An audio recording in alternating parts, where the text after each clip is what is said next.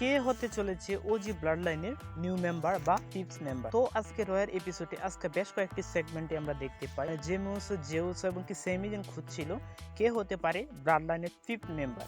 তো জেমুসকে আমরা দেখতে পাই সে ব্রন বেকারকে জানায় সে কি ওজি ব্লাড লাইনের ফিফথ মেম্বার হিসেবে যেতে চায় কিনা। তো ব্রন বেকার তো সেখানে না করে দেয়। এমনকি আমরা দেখতে পাই জেউসও কিন্তু চলে যায় রে মিস্টিরিওর কাছে, রে মিস্টিরিওকে আমন্ত্রণ জানায় ব্লাড লাইনের পঞ্চম মেম্বার হওয়ার জন্য।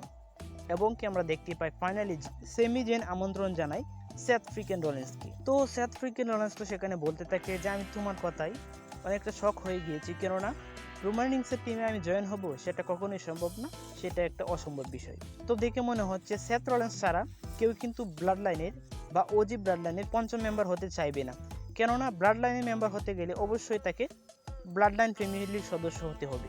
তো সেখানে রে মিস্টেরিও, ব্রন বেকার কেউই কিন্তু ব্লাড লাইনের সদস্য না। তো একমাত্র সেথ ফ্রিকেন রলিন্সই কিন্তু ব্লাড লাইনের সদস্য। তো সে হতে পারে ব্লাড লাইনের ফিফথ মেম্বার বা পঞ্চম মেম্বার হিসেবে।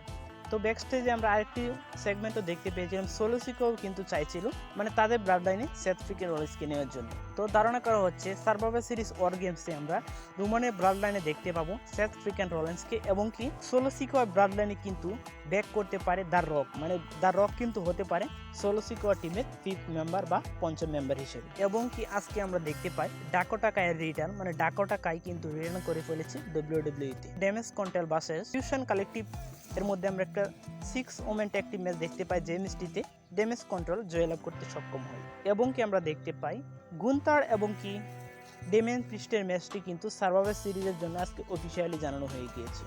তো আজকে আমরা ডেমিয়ান প্রিস্ট অ্যান্ড লৌরি কাইসারের মধ্যে একটি সিঙ্গেল ম্যাচ দেখতে পেয়েছিলাম, যে ম্যাচটিতে ডেমিয়ান প্রিস্ট জয়লাভ করেছিল। এবং কি আমরা দেখতে পেয়েছিলাম কফি কিংস্টন এবং কি পিট ডানের মধ্যে একটি সিঙ্গেল ম্যাচ, যে ম্যাচটিতে আমরা কফি কিংস্টনকে হারতে দেখি এবং পিট ডানকে জয়লাভ করতে দেখি। তো কফি কিংস্টন এবং কি সেভিয়ার রুডসের কিন্তু খুব তাড়াতাড়ি ব্রেকআপ হয়ে যাওয়ার সম্ভাবনা রয়েছে। তো দেখা যাক ভবিষ্যতে কি হতে চলেছে।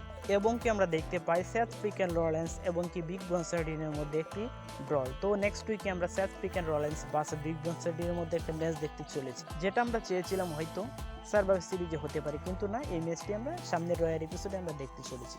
এবং আমরা দেখতে পেয়েছিলাম বিয়াঙ্কা বেলর অ্যান্ড জেরকার্ড গিল versus Liv Morgan and Raquel রদ্রিগেজের মধ্যে একটি ট্যাগ টিম ম্যাচ। তো সেই ম্যাচটিতে আমরা দেখতে পাই ইন্টারফেস করতে শুরু করে নয়া জ্যাক্স, টিফিন স্টেশন, নেওমি এবং কি ইয়োস্কাই। তো সেই ম্যাচটিতে শেষ পর্যন্ত কিন্তু আজকে বিয়াঙ্কা বেলার লিভ মর্গানকে পিন করে জয়লাভ করতে সক্ষম হয়। এবং কি আজকে আমরা দেখতে পাই দ্য মিস কিন্তু চলে আসে রয়্যাল এপিসোডে, এবং কি দ্য মিসকে দ্য ফাইনাল ডেস্টিমেন্ট কিন্তু অ্যাটাক করে দেয় ওয়ার 6 এর উপর। তো আজকে কিন্তু ওয়ার 6 একটু দুর্বল দেখাচ্ছিল দ্য ফাইনাল ডেস্টিমেন্ট ওয়ার 6 কে অ্যাটাক করার ফলে। রোমান রিংসের ব্লাড লাইন অথবা সোলোসিকো ব্লাড লাইনে পঞ্চম মেম্বার হিসেবে কারা বা কে যুক্ত হতে পারে জানিয়ে দিন কমেন্টে আপনার মতামত। তো আজকের ভিডিও এই পর্যন্তই। আমাদের চ্যানেলে নতুন হয়ে থাকলে অবশ্যই প্রতিটি ভিডিওতে লাইক, কমেন্ট এবং কি সাবস্ক্রাইব করে পাশে থাকবেন। ধন্যবাদ সবাইকে।